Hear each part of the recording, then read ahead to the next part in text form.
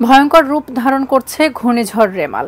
বিকাল ৩টার পরেই উপকূলীয় এলাকায় আছড়ে পড়তে পারে রেমাল।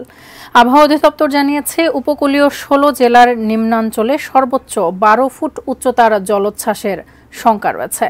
ঘূর্ণিঝড় রেমাল নিয়ে আরও জানাচ্ছেন শেখ ফরিদ। উত্তর পশ্চিম বঙ্গোপসাগর ও তৎসংলগ্ন এলাকায় অবস্থানরত ঘূর্ণিঝড় রেমাল প্রবল বেগে উপকূলের দিকে ধেয়ে আসছে। এমন পরিস্থিতিতে সংকেত পরিবর্তন করছে আবহাওয়া অধিদপ্তর।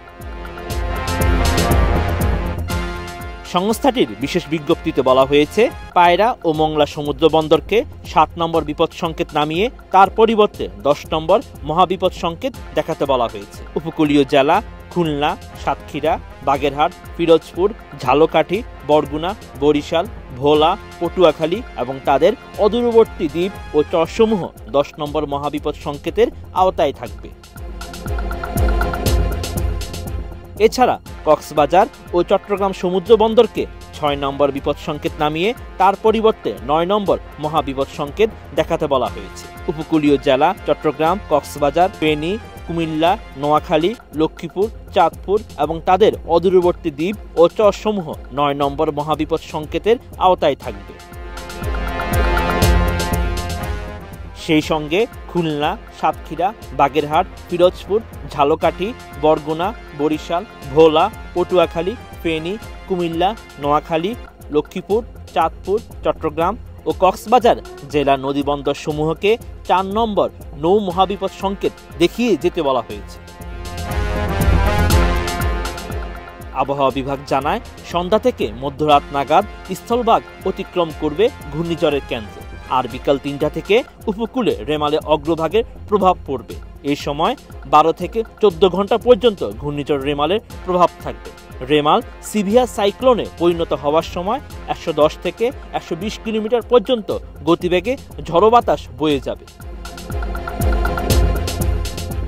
এদিকে উত্তর পশ্চিম বঙ্গোপসাগর ও তৎসংলগ্ন এলাকায় অবস্থানরত ঘূর্ণিঝড় রেমাল উত্তর দিকে অগ্রসর ও ঘনীভূত হয়ে একই এলাকায় প্রবল ঘূর্ণিঝড়ে পরিণত হয়েছে। ২৬ মে সকালে চট্টগ্রাম সমুদ্র বন্দর থেকে ৪০০ কিলোমিটার দক্ষিণ পশ্চিমে, কক্সবাজার সমুদ্র বন্দর থেকে ৩৬০ কিলোমিটার দক্ষিণ পশ্চিমে, মংলা সমুদ্র বন্দর থেকে ৩৩০ কিলোমিটার দক্ষিণে এবং পায়রা সমুদ্র বন্দর থেকে ২৯৫ কিলোমিটার দক্ষিণে অবস্থান করছিল। এটি আরও উত্তর দিকে অগ্রসর হয়ে মধ্যরাতের দিকে মংলার কাছ দিয়ে সাগর আইল্যান্ড, খেপুপাড়া উপকূল অতিক্রম করতে পারে।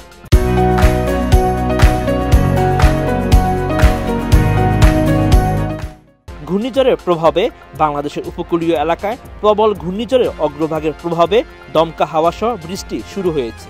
প্রবল ঘূর্ণিঝড় কেন্দ্রের ৬৪ কিলোমিটারের মধ্যে বাতাসের একটানা সর্বোচ্চ গতিবেগ ঘন্টায় ৯০ কিলোমিটার, যা দমকা অথবা ঝোড়ো হাওয়ার আকারে ১২০ কিলোমিটার পর্যন্ত বৃদ্ধি পাচ্ছে।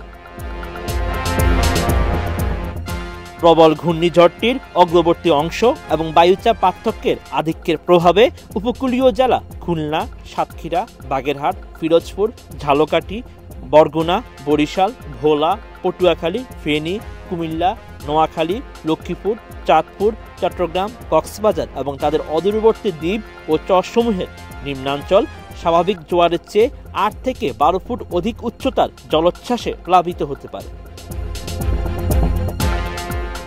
Sheikh Farid, ATN news.